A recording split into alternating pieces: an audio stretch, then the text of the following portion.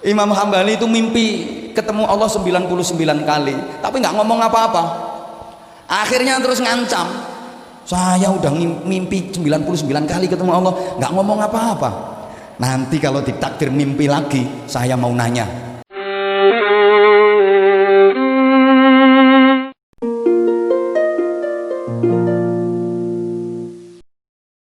Ini siapa yang paling susah masuk surga? Jawaban saya adalah satu, yang paling tinggi jabatannya.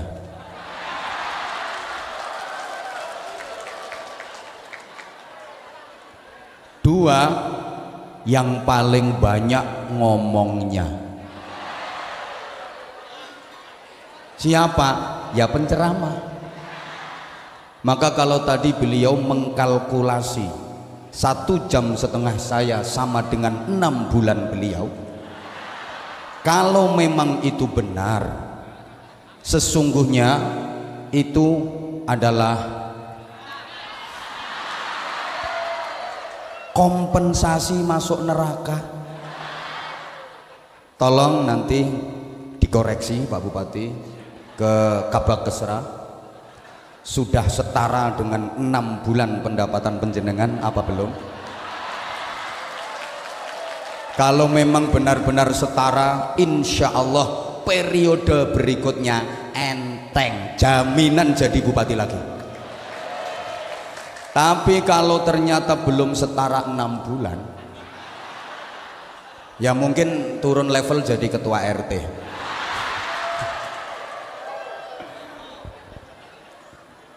Bapak Ibu jamaah sekalian,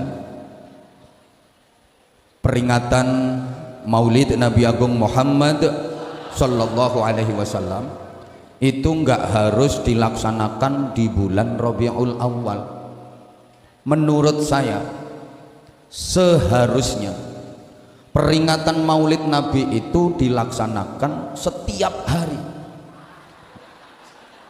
agar kita diingatkan kembali dan diingatkan kembali kepada cermin agung kita yang merupakan tuntunan dalam kehidupan kita. Pertimbangan kedua, kenapa peringatan Maulid Nabi harus setiap hari? Supaya penceramah laris.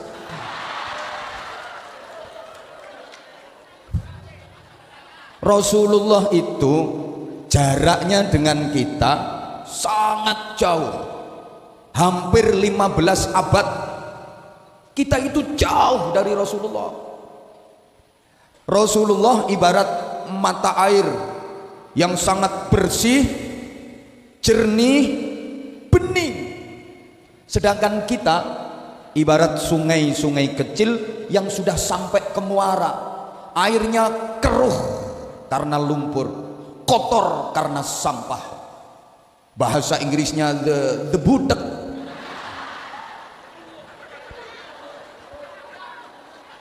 Bahkan mohon maaf, ada yang nggak sekedar sungai kecil, tapi sudah jadi peceren, got, septic tank, comberan. Maka wajib hukumnya bagi kita untuk sekerap mungkin kita mendekat ke sumber mata air untuk mencari kejernihan, untuk mencari kebeningan. Kalau nggak bisa, setidaknya kita mendekat ke sungai-sungai besar yang airnya masih terjaga kebersihannya, agar kita mendapatkan minuman.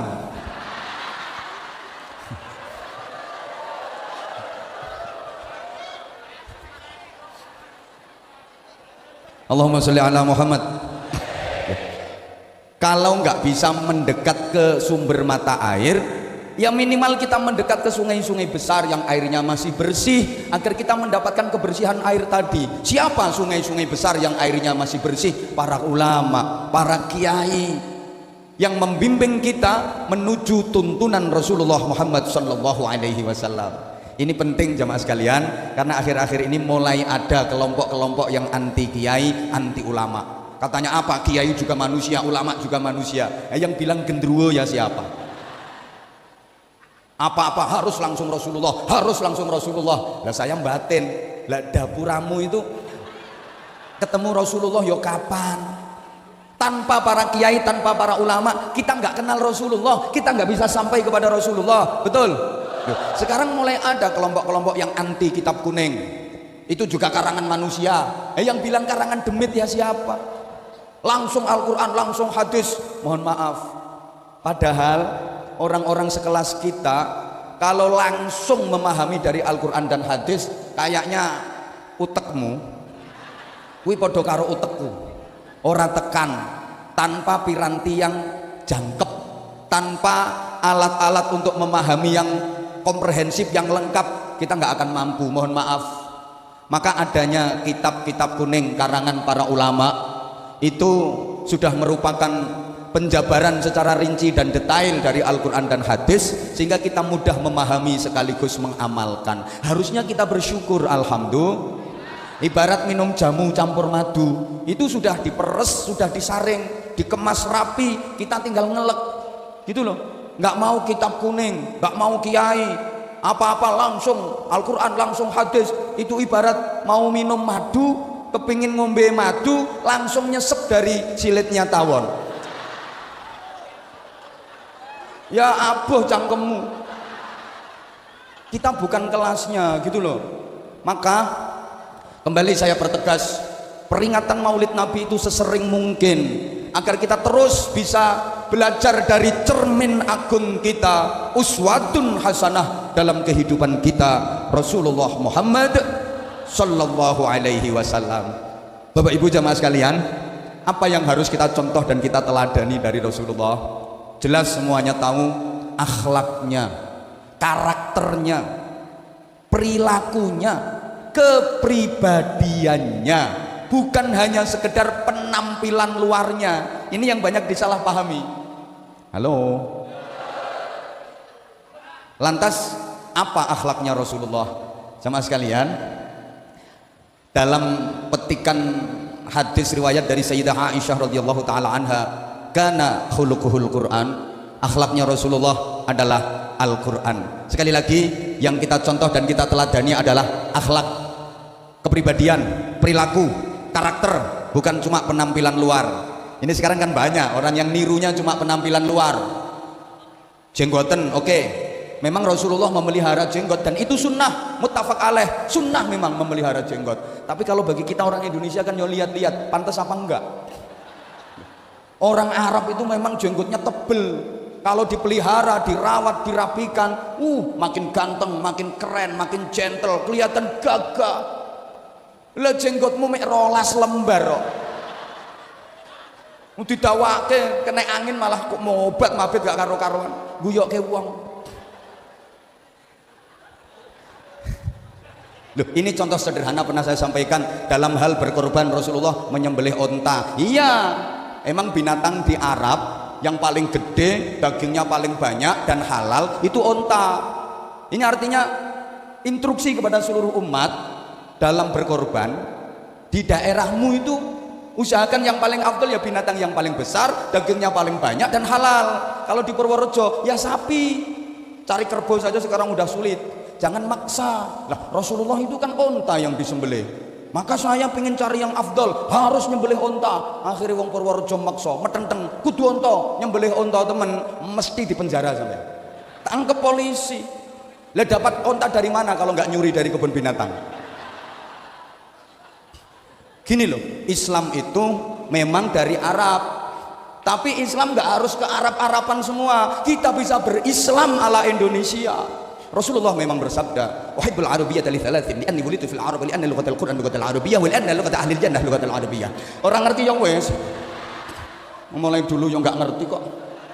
Duh, aku mencintai Arab karena 3 hal kata Rasulullah. 1, aku dilahirkan di Arab, maka aku mencintai Arab.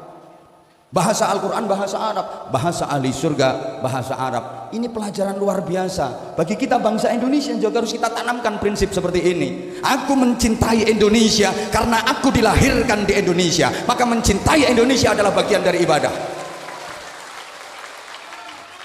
Hadratus Syekh Hasyim Asy'ari sampai menyatakan hubbul waton minal iman.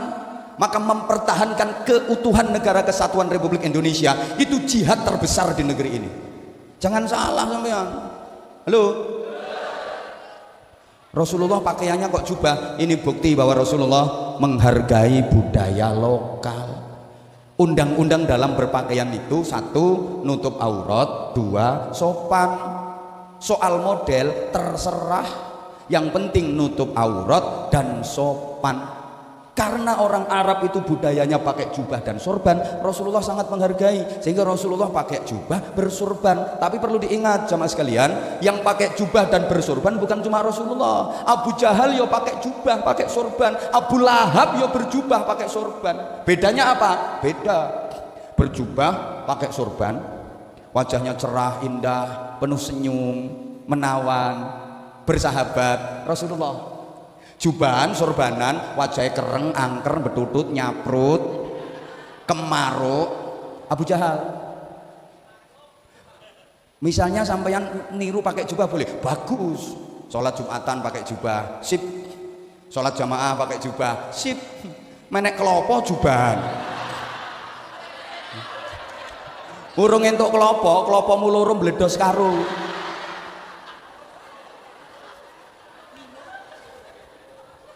Coba kalau Anda teliti Al-Quran, mulai pertama suratul Fatihah sampai terakhir minal jinnati wan nas, tidak akan Anda dapati satu ayat pun, bahkan satu lafaz pun yang memuji tentang kegantengan Rasulullah. Gak ada. Padahal Rasulullah itu ganteng, sempurna, tampan luar biasa. Rasulullah itu ganteng, tampan, gagah, keren, sempurna. Duh, katanya yang paling ganteng itu Nabi Yusuf. Ya, Nabi Yusuf memang ganteng, tapi orang masih bisa mensifati kegantengannya Nabi Yusuf, masih bisa memandang kegantengannya Nabi Yusuf. Matanya begini, alisnya begini, wajahnya begini, masih bisa. Tapi kalau Rasulullah, tak seorang pun yang bisa mensifati, karena nggak mampu menatap wajah Rasulullah, saking ganteng. Nabi Yusuf itu umpama rembulan, kan orang masih bisa menikmati indahnya rembulan. Rasulullah itu matahari, srengenge, orang tidak akan kuat. Matamu tidak akan mampu. Siapa ngomong matamu dewi? Tidak akan mampu memandang matahari itu. Itu kegantengan Rasulullah. Gantengnya Rasulullah itu sempurna, indah. Kalau bahasa Arabnya jamal. Makanya ada nasyid, oh ya jamalu ya jamalu. Indah. Indah itu hampir semakna dengan adil. Apa adil itu? Takrifnya, definisinya, wad'u syai' fi mahallih, menempatkan sesuatu pada tempatnya. Itu namanya adil. Kalau peci saya pakai di kepala, ini adil. Umpama peci ini saya taruh di dengkul, zalim namanya. Nah, indah seperti itu, sesuatu yang pas berada di tempatnya, itu indah. Payudara indah kalau dia berada di tempatnya, dada kanan dan kiri perempuan. Misalnya payudara itu tempatnya di batuk sini, nggak indah.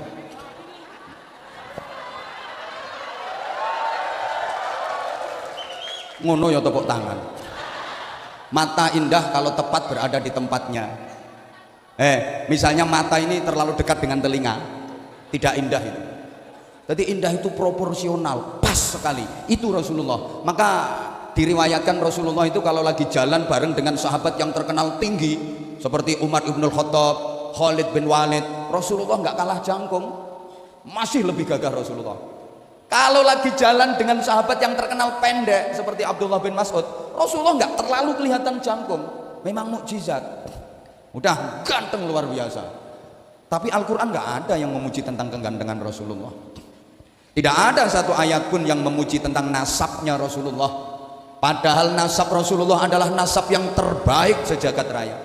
Tidak ada satu ayat pun yang memuji tentang kepintaran Rasulullah, kepandaian Rasulullah. Padahal keilmuan Rasulullah sempurna. Yang akan Anda jumpai adalah Allah Subhanahu wa Ta'ala memuji Rasul kekasihnya itu dalam hal akhlaknya. Wa innaka la'ala khuluqin azim. Sungguh engkau Muhammad berada pada budi pekerti yang agung. Jamaah sekalian, kalau kita umat Rasulullah, maka nilai kita bukan dari tampang. Andaikan nilai manusia dari gantengnya, gak kelebu bro. Wong wajahmu pas-pasan. Bukan dari kecantikannya, bukan dari bodinya. Sorry, maka ibu kalau dikasih body agak bagus, wajah agak cantik, jangan kentir. Mentang-mentang bodine apik, wajahnya ayu, masya Allah, lem laku jentit kayak si rebek gopek. Ditanya baik-baik sama temen, arep nyanti mbak, nggak level. Bukan itu kok. Juga bukan dari nasab keturunan, juga bukan dari kekayaan, juga bukan dari jabatan duniawi. Dikira kalau jabatannya paling tinggi bupati, terus mesti derajatnya paling tinggi. Enggak. Bupati jabatan apa? Makanya aku mulai dulu ditawari nggak pernah mau. Mending kayak gini, renes. Loh, kalau di forum kayak gini, kiai ketemu sama bupati, kiai nyangoni bupati, nggak ada undang-undangnya, nggak diatur dalam perda manapun. Tapi kalau bupati nambahi sangu ke kiai, wajib hukum. Kalau ingin terpilih kembali. Apalagi tadi beliau sendiri sudah mengkalkulasi 6 bulan kerja. Kayak gitu ibu ya jangan mudah percaya. Kadang 2 bulan kalau lagi dapat proyek teken tok neret.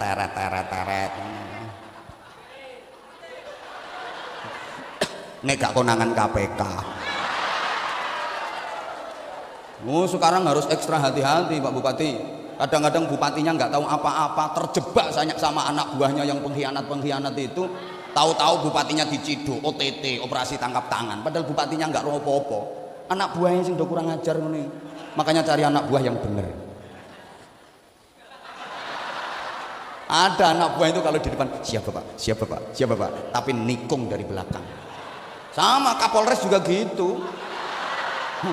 Dikira kalau di depan beliau siap komandan, mesti patuh. Enggak. Kadang-kadang nih nggak tahu tak genteni ngono. Izin komandan. Saya itu biasa gojloki polisi. Wong di pundaknya udah bintang 2, bintang 3 aja tak gojloki, apalagi baru melati 2. Apa mana gue lagi seret. Allahumma sholli ala Muhammad. Nilai kita juga bukan dari kekayaan. Andaikan nilai manusia dari kekayaan, yang paling tinggi derajatnya koron dong. Ngono roto-roto do pengen sugih. Dikira kalau kaya udah terhormat. Enggak. Kaya nggak jadi alamat orang baik. Miskin nggak jadi alamat orang jelek. Jangan salah ya, nanti saya sampaikan di belakang aja. Kalau di depan kurang asyik. Nah, nilai kita dari akhlak. Apa akhlaknya Rasulullah? Al-Quran. Minimal kita kalau belum bisa jadi pengamal yang benar, bisa jadi penghayat, minimal pembaca Al-Quran, ahli membaca Al-Quran. Di antara kehebatan orang yang ahli membaca Al-Quran, dikatakan ahli itu kulino ya. Apa kulino itu ya? Kalau bahasa Jawa ya tukang moco Al-Quran. Kayak ya, tukang itu ya kulino, tukang sapu mergo kulinonya ngono lho, tukang bangunan kulino gawe bangunan, tukang rasan-rasan. Ya kayak gitu. Lah dibilang ahli baca Quran, tukang baca Quran itu menurut para ulama setidaknya tiap hari baca Al-Quran 100 ayat. Nah, ini salah satu keistimewaannya ya. Ada kiai itu bermimpi. Mimpi ketemu sama Allah 99 kali. Ini enggak orang sembarangan mimpi ketemu sama Allah. Sampeyan juga bisa mimpi, tapi ya ketemu luwak, ketemu garangan, ketemu cempe. Pancen mimpi itu kan nyari setelan sendiri-sendiri. Kalau hati lagi kotor ya mimpi ketemu genderuwo ya kayak gitu. Ini kiai mimpi ketemu Allah 99 kali. Kiai siapa? Kiai Ahmad Ibnu Hambal yang dikenal dengan nama Imam Hambali. Hebat Imam Hambali itu, sampai Sultanul Aulia Al-Qutbur Rabbani wal Ghawthus Samadani Sayyidina Syekh Abdul Qadir Al-Jilani qaddasallahu sirrahul aziz, itu dalam fikihnya beliau mengikuti mazhab Hambali. Ya imam mazhab 4 itu ya top semua, Imam Hanafi, Imam Maliki, Imam Syafi'i, Imam Hambali.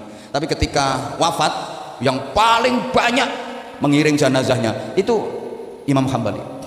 Sampeyan nggak pati kenal Imam Hambali, nggak akrab sampeyan. Loh, ya karena orang Indonesia ini mayoritas kan ikut mazhab Syafi'i. Nggih.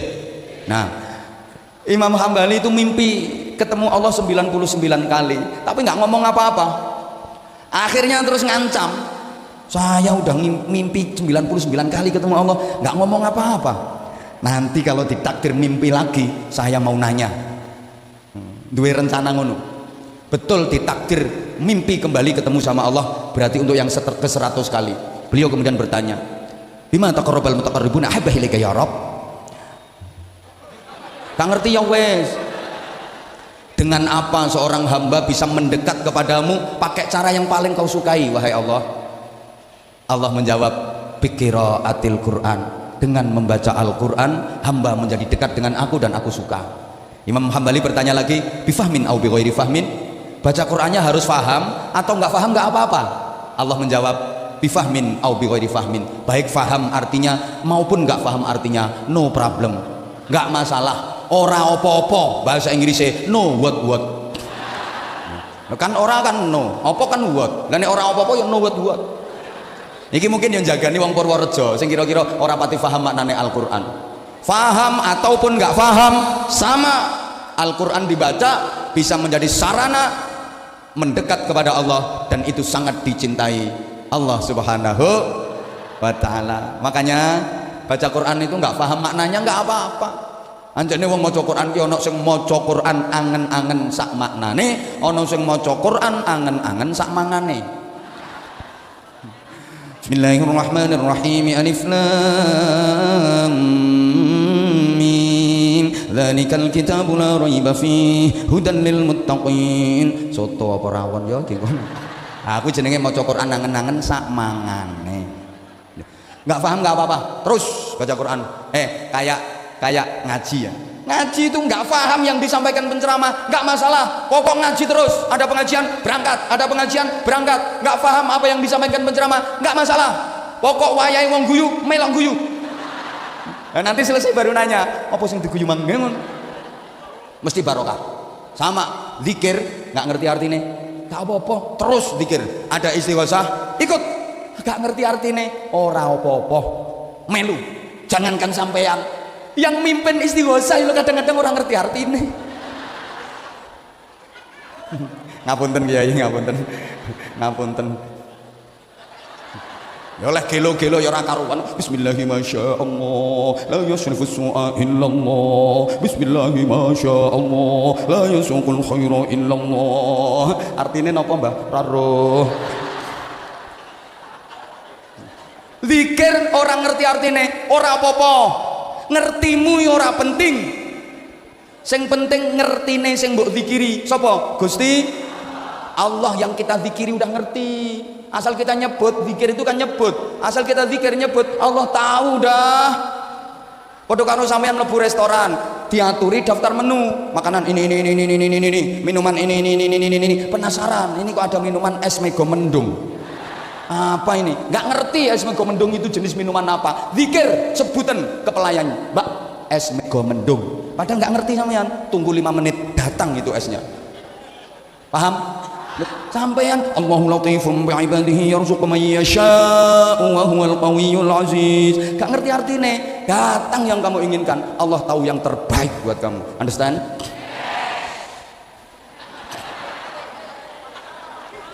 Kayak solawatan terus solawat terus, gemakan solawat terus, nggak tahu maknanya nggak apa-apa, solawat terus pasti dapat syafaat Rasulullah Sallallahu Alaihi Wasallam. Dikira mereka ini tahu artinya yang dibaca, menang gaya netok, katek ditambahi puisi.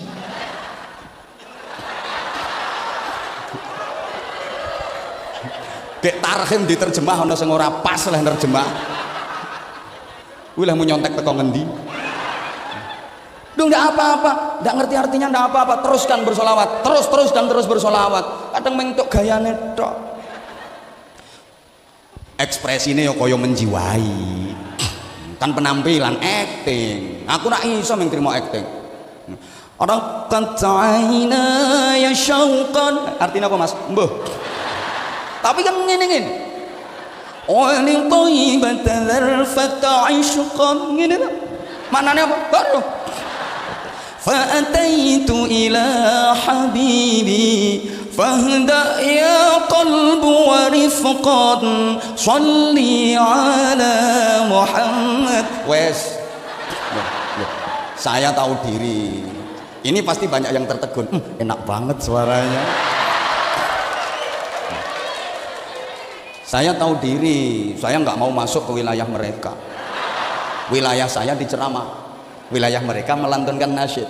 Kalau saya masuk ke wilayah mereka, mereka nggak laku. Saya tahu diri.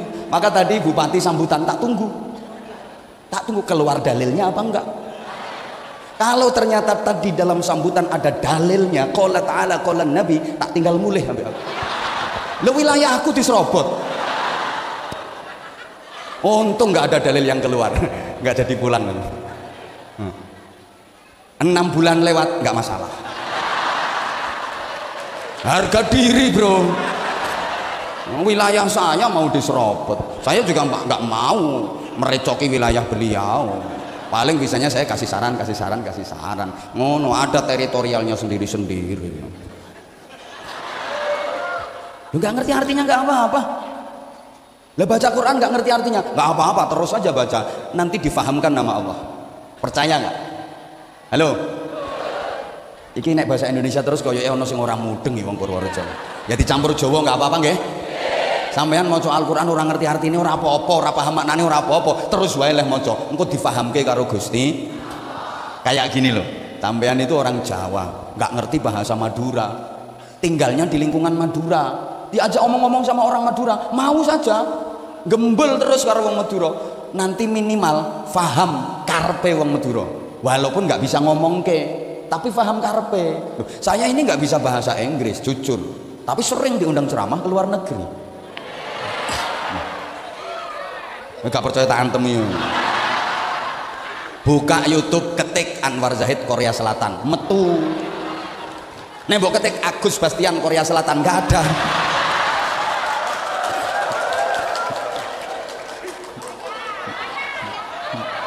Pancene iya kok Anwar Zahid Hongkong, sak pirang-pirang. Saya nggak bisa bahasa Inggris. Kalau di imigrasi di luar negeri komunikasi pakai bahasa Inggris. Padahal modal saya bahasa Inggrisnya cuma 2, yes sama no. Pokok gratis yes, bayar no. Saya nggak bisa ngomongin, tapi saya paham karepe. Baca Quran juga gitu.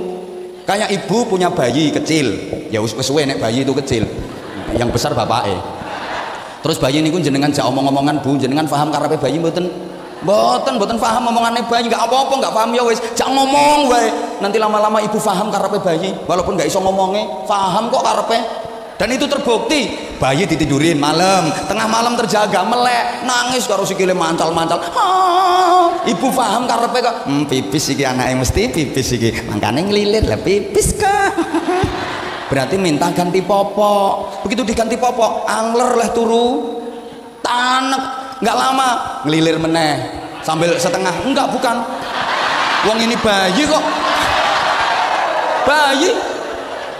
Ya setengah nangis sambil nepuk-nepuk dadan. Apa.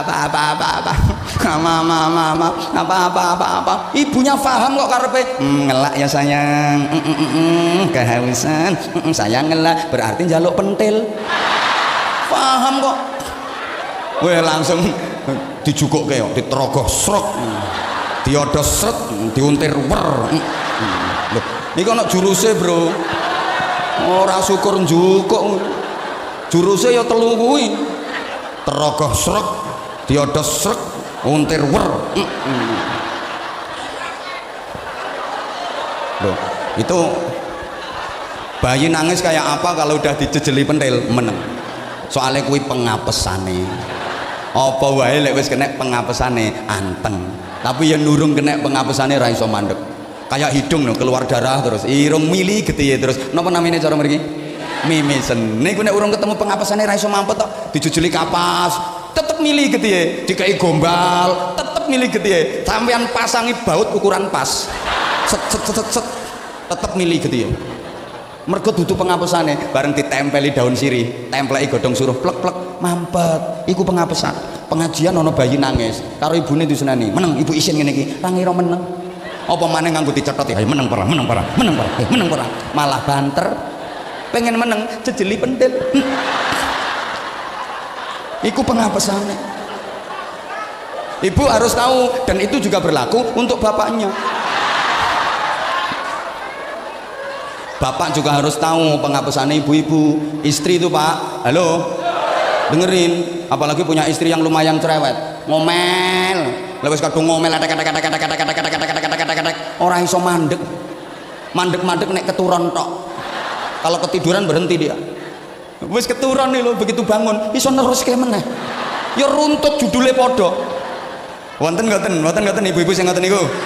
Wonten, niki wonge teko kok aku ngerti. Pokoknya wongnya pakai kerudung warnanya kuning. Yang ngerasa. Kalau udah ngomel nggak bisa berhenti. Bapak, istri itu kalau lagi ngomel, terus dinasihati, percuma Pak. Itu bukan kelemahan, bukan pengapesannya Pak. Apalagi didalili, mendal Pak. Dimarahi, makin kenceng. Pengapesannya apa? Tempeli duit, plek. Mingkem terus mundur alon-alon, cerut sepi gak ono suaranya. Kayak istri kalau lagi marah Pak, istri lagi ngambek, itu dari jalannya aja udah ketahuan. Perempuan itu kalau lagi ngambek, jalannya itu ceringkut dot sledot sentiet, ceringkut dot sentiet. Masuk kamar, pintu tutup, berak. Ngapain di dalam kamar? Blek, mengkurep. Perempuan kalau lagi ngambek gayanya mesti mengkurep. Lah Bapak, wong wedok kuwi lek wis mengkurep ngono kuwi Pak, cutik-cutikane angel. Walaupun dicutik pakai linggis gak kena, apa maneh linggis mundek ngono kuwi. Gak iso. Nah, pengen melumah gak usah pakai nyutik Pak. Wis gendelke duit. Wis selehno pinggire plek, ndak usah ngomong, udah tinggal ke kamar tamu, ke ruang tamu. Duduk aja. Tunggu 15 menit. Kalau ana wong wadon klemer lewat samping-sampean gawekne teh apa piye. Tadi seringkut saiki gaweke teh apa piye. Itu penghapusane. Subhanallah. Nyampe mana tadi ya? Orang yang baca Al-Qur'an itu sama dengan omong-omongan karo Gusti Allah. Man arada ayatakallama ma'allah falyaqra'il Qur'an. Siapa yang ingin bercakap-cakap sama Allah, hendaklah dia baca Al-Qur'an. Sapa sing kepingin omong-omongan karo Gusti Allah, maca Al-Qur'an. Maca Qur'an iki persasat omong-omongan karo Gusti Allah. Gaya banget wong iso omong-omongan karo Gusti Allah. Sampean lho iso omong-omongan karo bupati, wis gaya sampean. Aku mau ketemu Pak Bupati. Ngobrol suwe mau. Gaya. Padahal baru bisa ngomong sama bupati. Le bupati le pangkat apa? Ngono wis gaya sampean. Ya sawangane wis pati. Nanti dikawal. Nggo pulpen ra gelem nggawa dhewe. Njaluk digawake asisten. Map njaluk digawake asisten. Padahal pulpene bupati juga sampai sak kentol to gedene.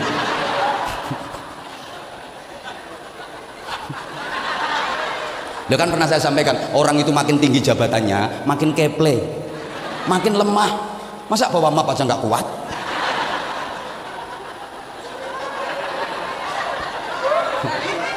Dulu rungokne apa? Waktu masih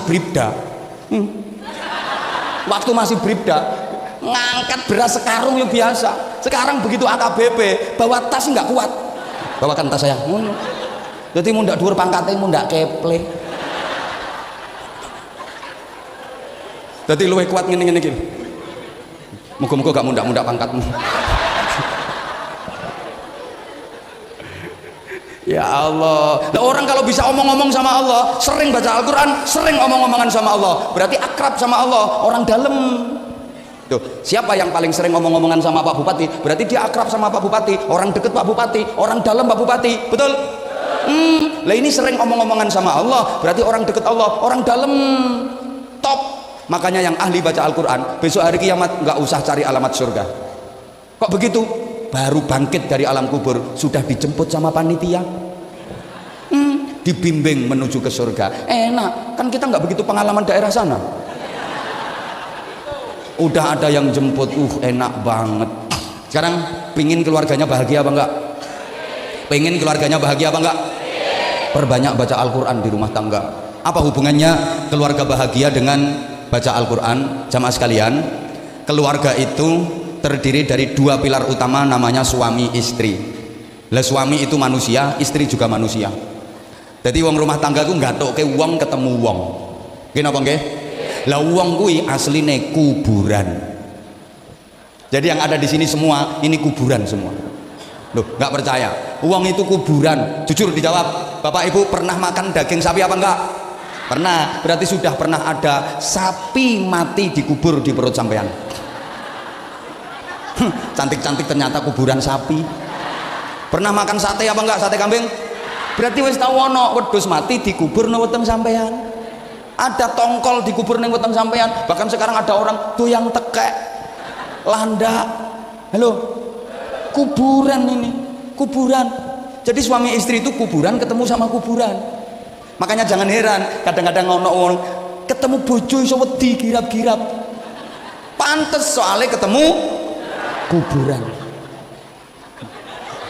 Lung istri di rumah itu suami datang nggak seneng, malah penyakit wis teko.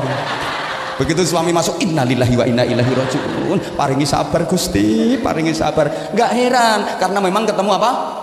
Kuburan. Ya Allah. Terus omong-omongan itu berarti kuburan, omong-omongan sama kuburan. Terus makan bareng berarti kuburan, makan bareng kuburan. Masuk kamar berdua berarti kuburan, berduaan di kamar bersama kuburan. Habis itu terus kelon berarti kuburan ngeloni kuburan. Diterus nolek kelon, suwe-suwe metu kuburan cilik ngono.